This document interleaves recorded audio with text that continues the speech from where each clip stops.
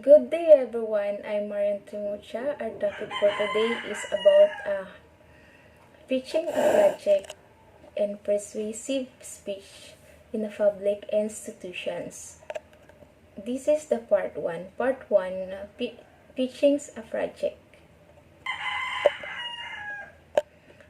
Pitch or pitchings is when you go to talk to prospective clients and persuade them to work with you. There are usually several teams pitching the same project. Your first mistake is to believe you're pitching against them. You're not. You're pitching your ability to do the project right. They have 6 steps to make your pitch perfect. Step 1, create a connection. Make sure that you create some sort of connection with the person you are pitching to before you jump right in. Get to know them a little bit and try to see if they might actually be interested. Don't waste your time if they are avoiding you and staring into their phone screen. And step 2, keep it short and sweet. You might only have one shot to pitch your idea. So don't lose the interest of the person you're pitching to. Be descriptive but use keyword to keep things concise. Step 3, preparation is key.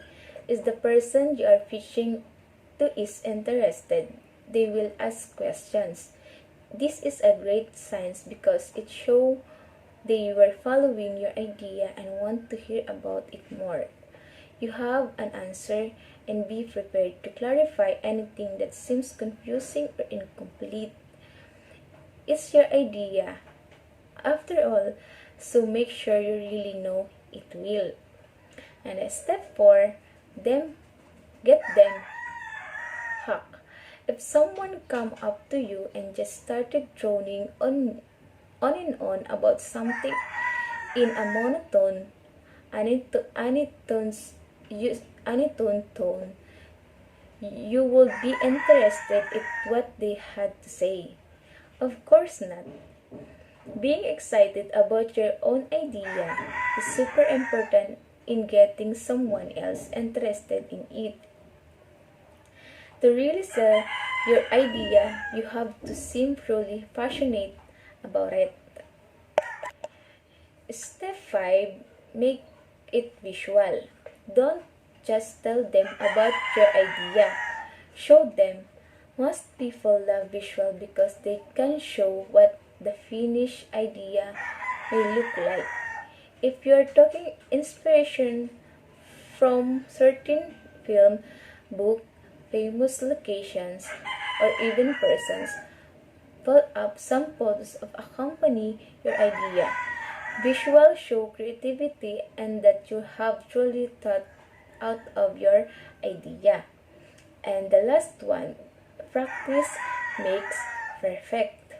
This sage advice applies to almost everything, include pitchings.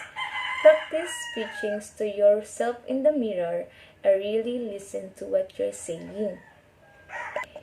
And this is the part where you would be able to lesson 3, persuasive speech in the public institutions. The importance of persuasive speech.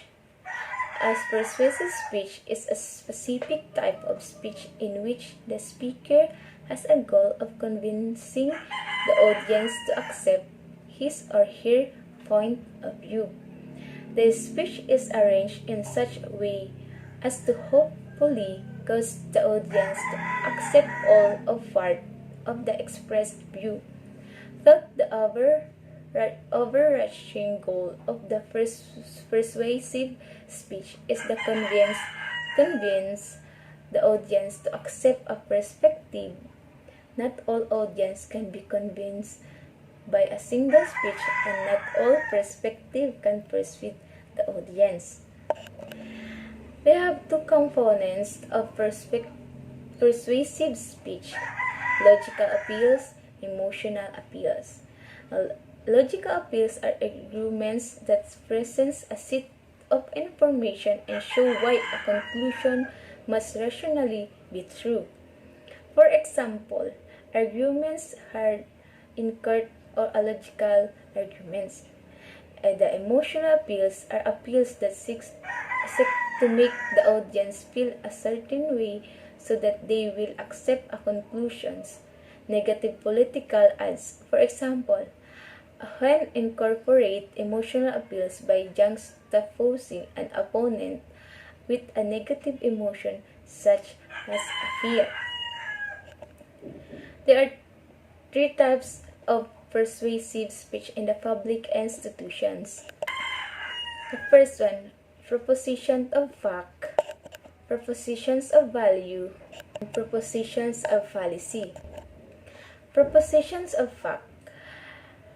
That will be the subject of most persuasive speeches are less straightforward. They might include the following. And the first one, violence of television causes children's violence. And the second, more Americans are going to college than ever before.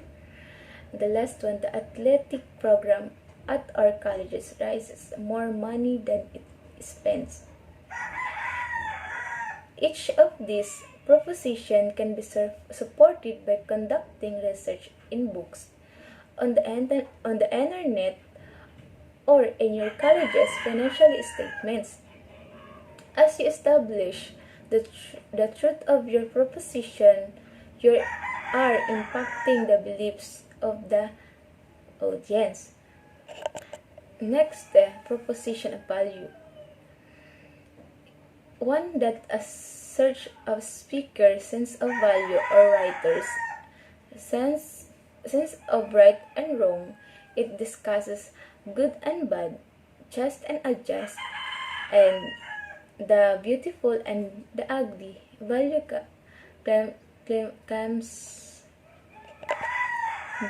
claims makes judgments, and readers need to evaluate evidence and assumptions supporting such claims. Value claims try to prove that the idea, action, or condition is good or bad, right or wrong, worthwhile or worthless. This may include arguments about a moral, aesthetic, or philosophical topic. Some positions of value include: the first, capital punishment is cruel and unjust. Second, the pursuit of happiness is a worthy life ambitions. The third one, Americans' national parks enrich the nations. And the last one, proposition of policies, is one that includes statements calling for an action. The action examinates to determine whether such an action will be desirable or undesirable. For example, proposing that students should spend more time on homework is a proposition of policies calling for a specific action. While the proposition is based on some value promise, the focus on the discussions is not necessarily on the underlying premise but more on the desirability and ability to act. It's important to note that policies do not lead to values. Values lead to policies. First one, fact claim. Smoking marijuana is less harmful to one's health than smoking cigarette. The second, value claim. The prejudice about the social condition that lead to current marijuana legislations are outdated. The last one is a policy claim. Because the social condition that gave rise to current marijuana legislation no longer exists, and because of the potential medical and financial benefits of its decriminalizations, lawmakers should reconsider the legal situations and cannabis. And that's